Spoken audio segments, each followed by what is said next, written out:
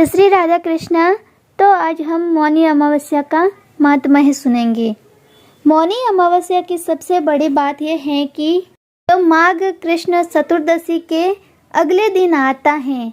माघ कृष्ण चतुर्दशी को शिवजी का विवाह माता पार्वती जी से तय हुआ था और अगले दिन मुनियों और देवी देवताओं ने शिव की साधना के लिए उनकी उपासना की थी।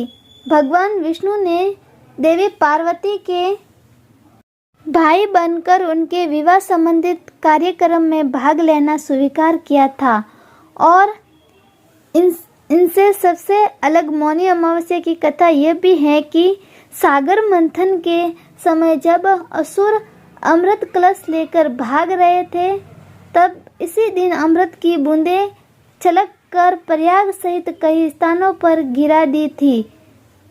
इसलिए मौनी अमावस्या पर प्रयाग सहित अन्य तीर्थों में स्नान करके दान पुण्य करने से भी कई गुना लाभ मिलता है। मौनी अमावस्या अपने नाम के अनुसार मौन और साधना का व्रत है। हम हर दिन जाने अनजाने में कितनी ही बात बोल जाते हैं जिससे लोगों का मन आहत होता है और अपनी कई बातों को लेकर हम बाद में अफसोस भी करते हैं। इसलिए साधना के लिए मौन परम आवश्यक माना गया है।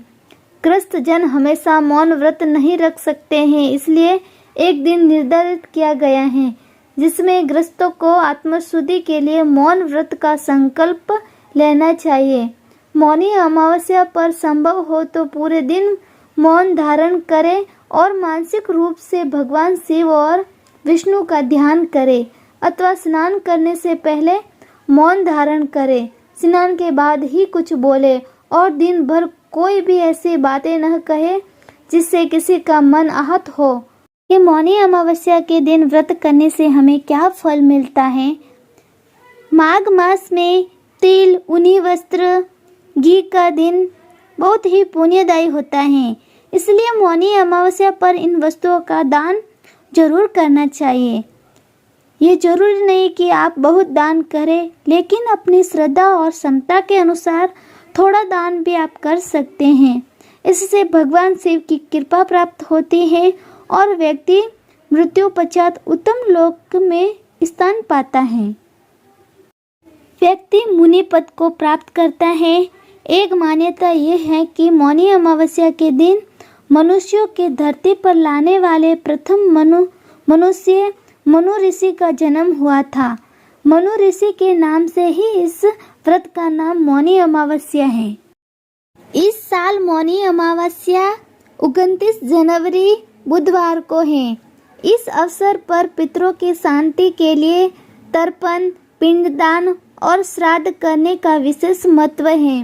गृहस्थ और साधु सन्यासी इस दिन व्रत और पूजा करते हैं। मौनी अमावस्या की कथा सुनने से व्रत की पूर्णता और पुण्य फल की प्राप्ति होती है। तो अब हम सुनते हैं मौनी अमावस्या की व्रत कथा। पुराणों के अनुसार काशीपुरी में एक ब्राह्मण रहता था। उसका नाम देवस्वामी तथा उसकी पत्नी का नाम धनवती था।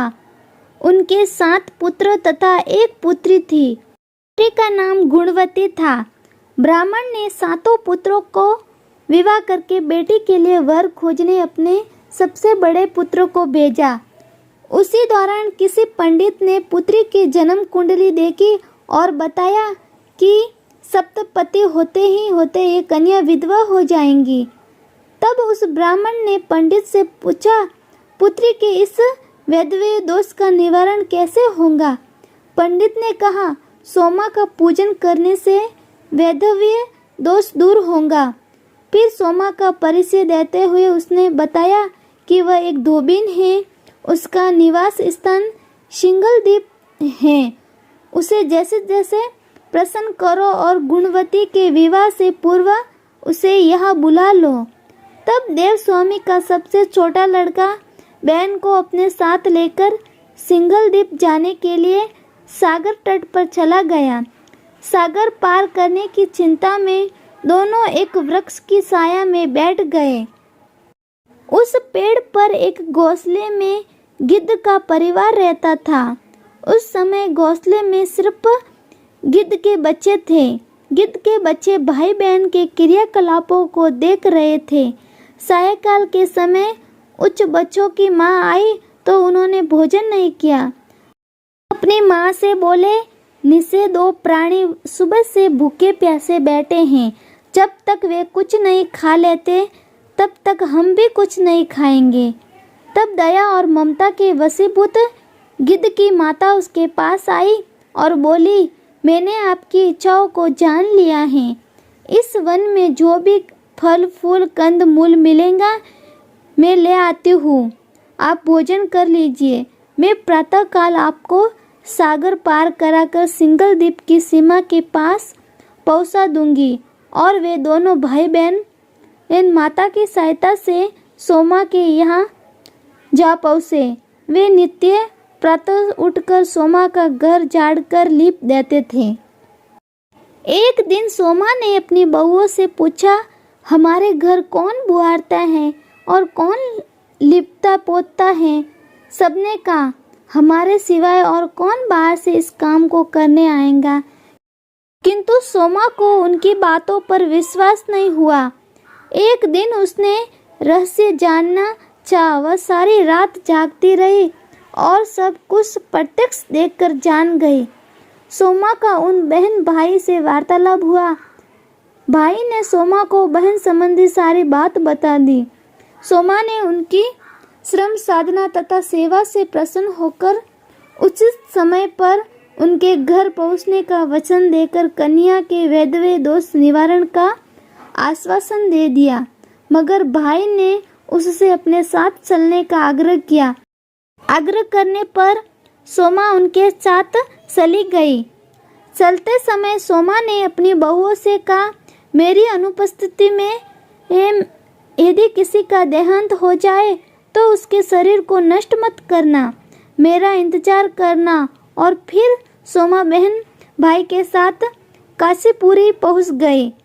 दूसरे दिन गुणवती के विवाह का कार्यक्रम तय हो गया था। सप्तपति होते ही उसका पति मर गया। सोमा ने तुरंत अपने संचित पुण्यों का फल गुणवती को प्रदान कर दिया। तुरंत ही उसका पति जीवित हो उठा। सोमा उनके आशीर्वाद देकर अपने घर चली गई। उधर गुणवती को पुण्य फल देने से सोमा के पुत्र जामाता तथा पति की मृत्यु हो गई। सोमा ने पुण्य फल संचित करने के लिए मार्ग में पीपल वृक्ष की छाया में विष्णु जी का पूजन करके 108 परिक्रमाएं की। इसके पूर्ण होते ही उसके परिवार के मृतक जन जीवित हो उठे। निष्काम भाव से सेवा का फल मधुर होता है।